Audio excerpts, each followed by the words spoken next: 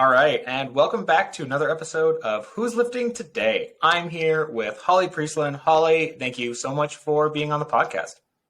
Thanks for having me, Mark. Happy to be here. Yeah, we finally made it work. We had to reschedule a couple times, but we actually we figured it out. I know you have a busy schedule, so I appreciate your time. Oh, no, I'm happy to make the time.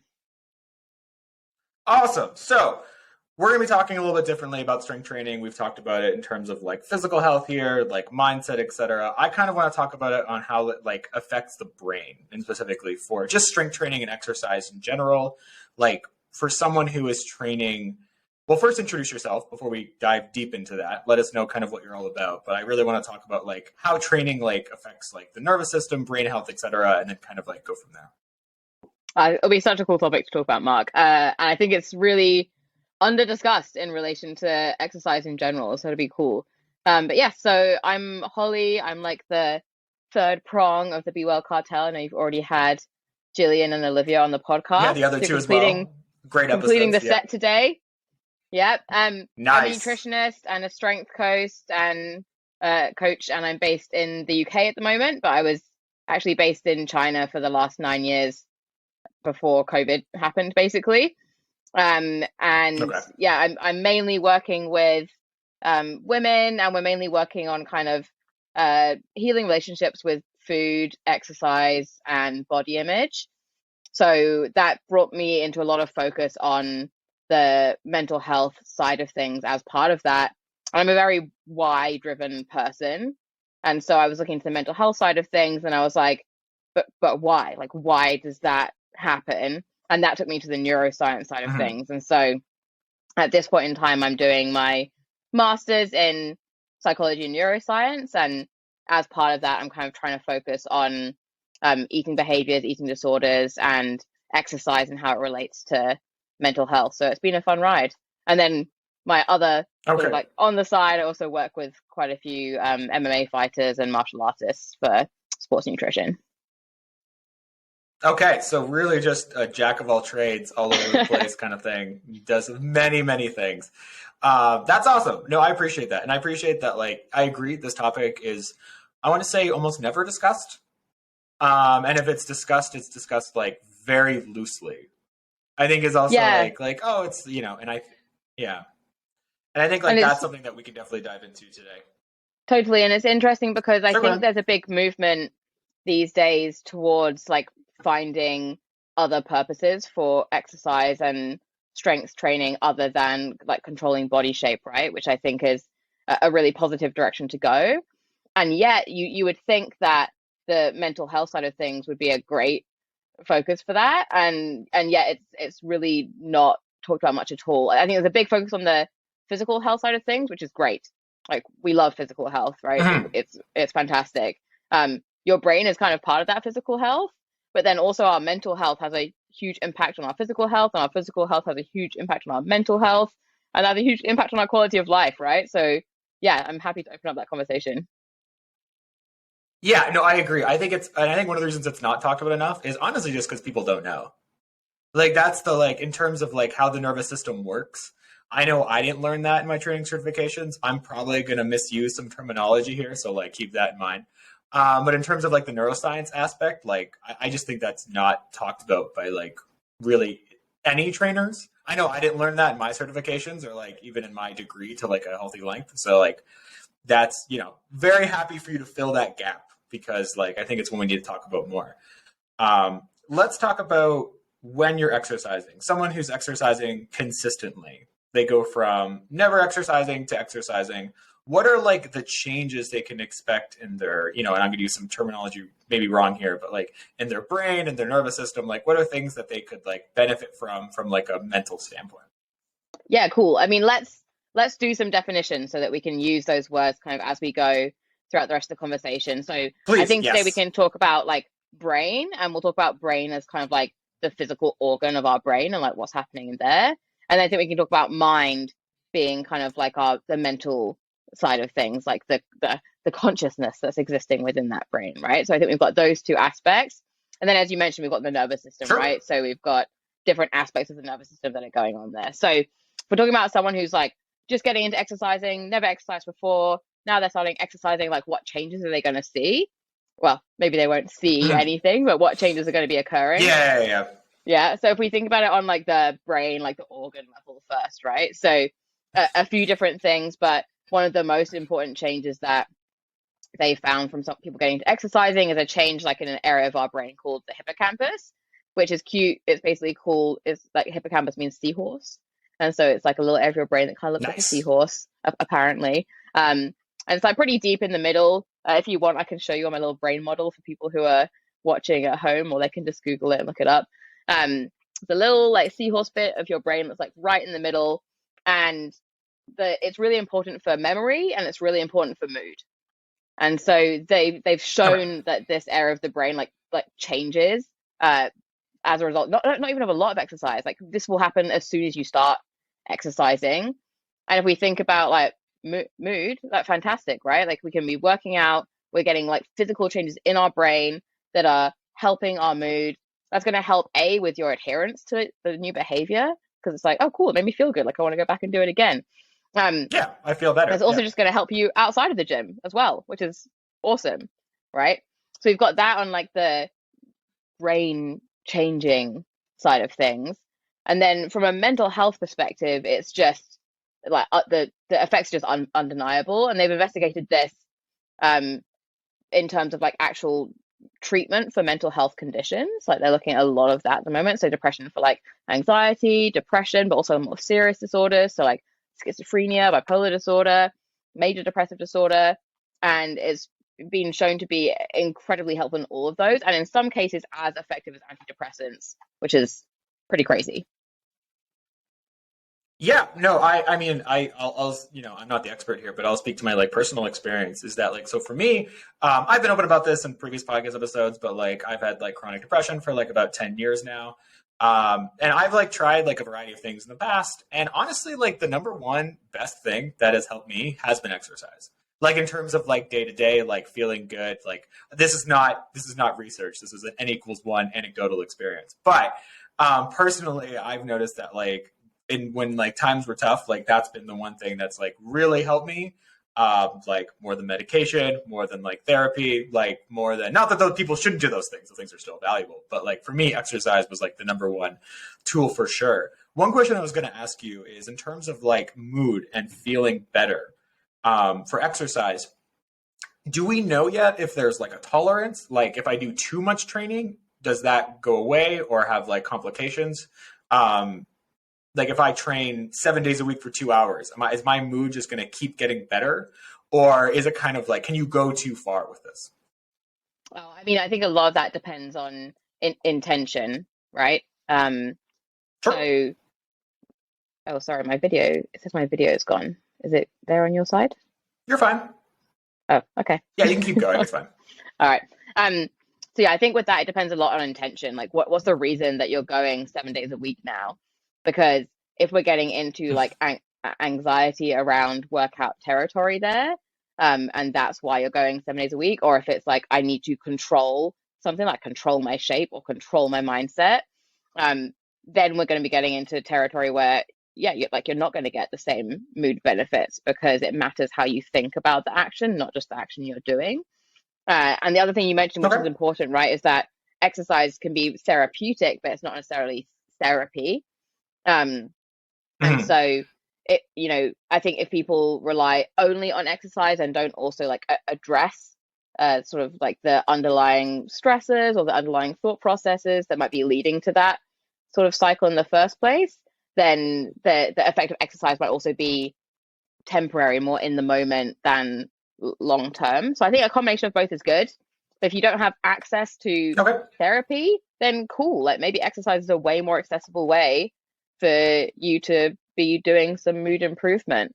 But I mean, in terms of minimum dose, like minimum effective dose is small. Like minimum effective dose, if you're doing like 10 to 30 minutes of training, like three to five times a week, already plenty to see those mood changes. Okay.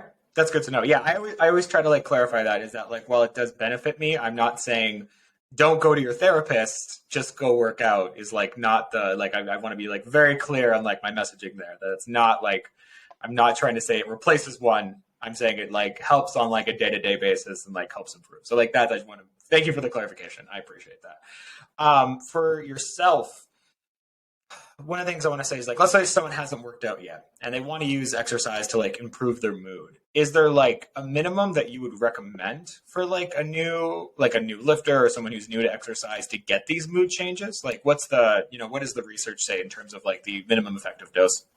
Yes, small. It doesn't have to be. It doesn't have to be a lot. Like if you're starting, like as I just said, if you're starting off with sort of 10 to 30 minutes, 3 to 5 times a week, they've already shown that to be enough to have great effects, including the mind effects that I mentioned. And by the way, some of those mind effects I mentioned on Mhm. like the part of your brain where it's affecting your mood, they measured that with people lying down in an MRI machine, which is basically like a giant ass magnet. You are lying down, half your body's in there, and you Right. cannot move your head when you're in there because it messes up the whole scan. And they just had people like cycling their feet on a little like weird bicycle thing that they'd attached to the machine, and they still got those changes. So that it wasn't like they were doing Okay. intense exercise The in order to get it. It's just the movement. yeah. That's I think is an important message too here is that like you don't need to do a full CrossFit session to like get these like Yeah, really just like absolutely. walking or like yeah, okay.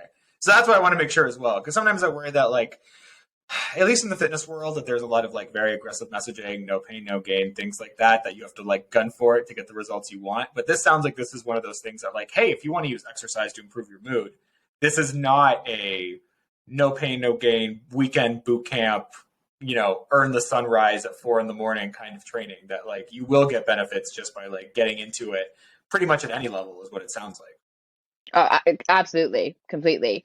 And they are doing other studies on like the effects of, for example, like a group environment for exercise versus a solo one, and looking at whether some of the extra psychological benefits that come in of like feeling like you're part of a team kind of helps with that.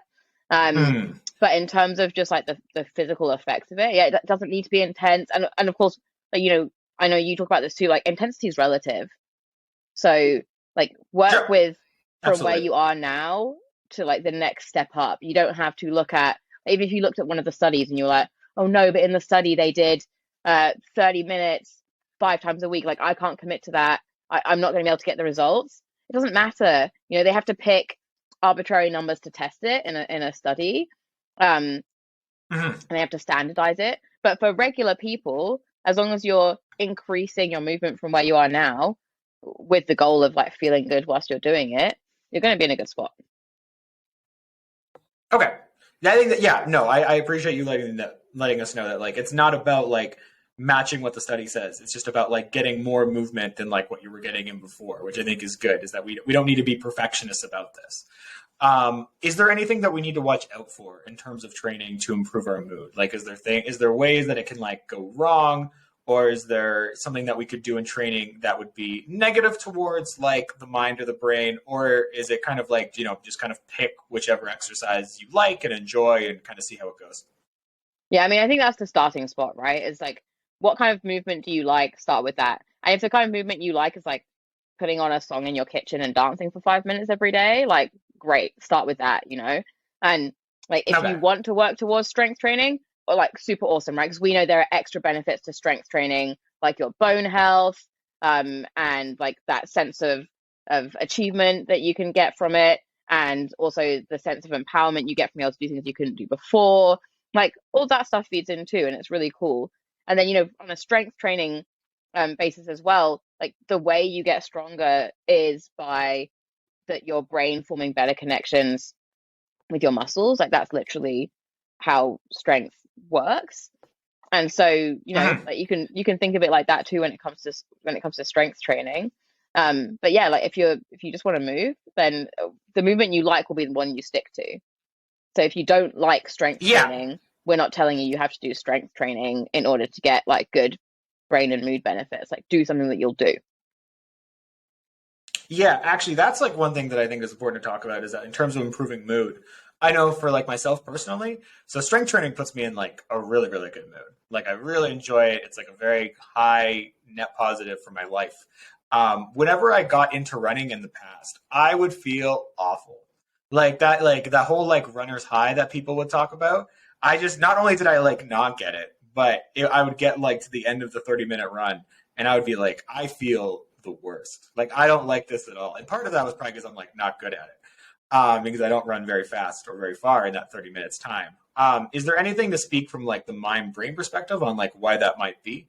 And I've noticed that, like, you know, for some people, there's some exercise that like really gets them into it, which is like, and they love it, which is why they stick with it. And then there's some exercise that like, man, this was awful. I'm never doing this again. Is there anything to speak from like the mind and brain aspect onto why that might be? Sure. I mean, some of it's personal preference, right? But some of it's also like we'll take Yeah. your run as an example, right? I'm also not a big fan of running. I've done it in the past for a purpose when I used to run a lot of Spartan races, and that's when it like I was like, Mm. I'm running so that I can do the cool stuff of the obstacle, but I wasn't running for the running. Um, but I think that like in the example that you brought up, for example, a part of why you probably found it like so sucky was because you went into it being like, can't wait to get that runner's high at the end. Like everyone talks about it, it sounds great. And then you're running, you're like, oh, this doesn't really feel as good as I was going to expect. And then you get to the end, and you're like, wow, it still feels pretty crap. And what you're experiencing Yeah. there is what's called like a reward prediction error, which is how our brain learns, right? So our brain predicts how we think something's going to feel or a result we think we're going to get from something. And if it doesn't match up, then we basically we had an error in our prediction, and our like dopamine levels will like be adjusted accordingly, which is like our we can think of it as like our um motivation sort of signaler is our dopamine. And so when you went for your run and you were like, can't wait to get that runner's high, and it didn't come, and you were like, ugh, your brain went, wow, this was way worse than we expected. Let's save this memory really hard for next time so we don't do this again because it sucked. Um, Whereas if you'd gone running and it had been like medium and you were like, oh, well, you know, it was okay, it wasn't great, like the reward prediction error would have been smaller and your brain might not put like so much Mm. emphasis on it. But when you were describing it, like you could probably recall like how it felt when you got to the end and you were like, you could probably put yourself back in that moment. Whereas if it had been like a medium experience, you probably wouldn't have remembered it that much. And so I think that's something that comes up for people when they're getting into exercise, right? Is that their friend tells them like, CrossFit's a great example of this, right? And we can talk shit about CrossFit because I coached it for so long. But it's always like a friend who's like, you gotta come to CrossFit, like it's the best thing you've ever done in your life. Like, come on, come on, come on. And then they go and they're like, what the hell's happening? Like, this didn't feel good. Why is the coach yelling at me? Like, why is everyone like flopping around on the floor like fishes? Like, and it was completely different to what they were expecting from what their friend told them. Same thing. Like their friend Mm. overhyped it, told them it's gonna be fantastic. They've got a big reward prediction error. It's gonna make them way less likely to go back than if they just gone in with like no expectations or low expectations and tried it out. So if you're getting an exercise for the first time, it's like go in with as few expectations as you can. Like don't expect it Okay. to be too hard. Don't expect it to be really easy. Don't expect it to be crazy fun. Like just go in and with curiosity, and that's going to put you in a better position to like start repeating. Okay. So like an open mind, and like maybe we don't Mm, do the hardest boot camp we can find if we're just getting back into training, yeah, because that's yeah. probably going to produce like the wrong air that we're looking for. Okay. I think that like, yeah, that makes a lot of sense because like for me, that 30 minutes was like really hard for running at any speed. And so I think like if I had done maybe like a 10-minute run or like a 15-minute run or something like that, you know, it would have been, you know, not as much exercise, but it probably would have had like a better reward system to it. So Right, it would have been yeah, more I totally get what you're reinforcing, and saying. you might have done it again because you were like, "Oh, you know what? That 5 minute run up and down the road was pretty nice." You know, but if you did like a Right. 45-minute one, it sucked, so you don't want to do it again. Which is also why we talk Yeah. about, and I know you talk about this with your clients too, right? It's like start small and build up. It goes for strength training as well. Yeah. Same thing. If you go in and crush Yeah. yourself with a And I strength think training especially, session, and then you come out and you're like so sore that you can't walk for 2 days, that's like a negative reinforcer, right? Like yeah. you're not going to want to repeat that behavior. And you'll like never go back. Yeah, absolutely. And I think like that's, you know, that's something that I think is missed a lot is that it needs to be slower. It needs to be, and at the end of the day, like, especially as like a new lifter, I care way more that you're consistent with your training, even if you're like half-assing it, like even if you're like 5 out of 10 difficulty or less the whole time, but you're maintaining 3 to 4 days a week, I care about that way more than you crushing it for one day on Monday. But then you're so sore and had such a negative experience that you don't go back for like weeks. Like I would rather you have just like, skipped exercises you didn't like, or like maybe lifted less weight, because being consistent is honestly what's going to get you the better benefits. So I totally agree with what you're saying. Yeah. In terms of, so I would love to give like kind of like a final note in terms of like a top note, like in terms of like, I want to use training to improve my mood. What is like the number one tip that you would give people to kind of like, maybe it's something you've already mentioned, but in terms of like, I want to use exercise to improve my mood, what's the number one tip you would give? Yeah, it goes also hand in hand with what you just said, Mark, which is like find something that you can do consistently, even if it's smaller than you think you quote unquote should be doing, right? Mm, So take comparisons out of it, take shoulds out of it. Like, what can you do right now, realistically, that you can be consistent with and is fun? And just start with that and then build from there. And the okay. other thing, Mark, that we didn't Yeah. touch on much that I'll just finish on as like a final note for Please. like Yeah. the brain benefits of exercise is that besides the mood benefits and besides the, just like general day-to-day quality of life benefits, in terms of long term as well, the brain protective effects of exercise are also huge. So if we're thinking about, I think a lot of people fail to think about aging, right? We like to not think about it. It's like, oh, we're so young, it's so far away, like whatever. But eventually we'll get there. And in terms of protecting against like neurodegenerative diseases or things like Alzheimer's or dementia, exercise incredible for that. And even in people who are suffering something like dementia, where they introduce exercise as part of the treatment, still big improvements in that. So if you can start exercising now, and that's why the consistency piece is important too, right? If we're thinking about how can I set myself up for success in like 50 years, if you're consistent with it, Mm. then you'll be setting yourself up for success. Whereas if you're smashing yourself at a boot camp for 28 days and then taking 3 months off, not so much. Probably not going to happen. Yeah. And I think I imagine that in terms of like being brain protective, I think one of the concerns could be like people maybe don't care until they care a lot. But at that point, it's almost like to where it's like, I don't have Alzheimer's yet. So it's like training for Alzheimer's might seem like why would I do this? This is not a motivating factor. But the truth is that if you don't exercise and then you wait till you have problems, it's going to be more of an issue where it's like, and then it's going to matter more than anything else. It's going to be like the thing that you barely look at to like the thing that's going to be the only thing that matters in your life. So just being proactive with that, I think like makes a lot of sense because you don't want to deal with it when like it's still exercise if you have dementia or Alzheimer's, but if if you can avoid that or minimize that beforehand, like that's going to be the way to go. And it sounds like exercise is really good for that. Yeah, totally. And I mean, that's something that also, even if we don't aren't dealing with that now, I think a lot of people have had some kind of experience with that, maybe with a family member, or maybe you're like, Right. at our age, looking at our parents and being like, cool, like, how can I make sure these guys are still like rocking it in 20 years time? Like, Mm. yeah, cool. Like the things we talked about, like gentle exercise and like small chunks of exercise, like we can take that out from not just for ourselves, but also for like the people we care about around us who might be a little bit older than we are. Yeah, absolutely. No, I think that's an absolutely great note to end on. Where can people find you? Feel free to plug the Be World Cartel for the third time on my podcast if you want, even though your fellow coworkers did that as well. But yeah, just let us know where they can find you. And yeah, if you're doing anything big right now. Yeah, we can never plug the Be Well Cartel enough times, so we'll replug it again. So you can find us on any podcast platform if you just search Be Well Cartel, and then we're on Instagram at Be Well Cartel. My personal page on Instagram is at Holly Priestland, and that's where I'm most active. So yeah, if you want to find me there.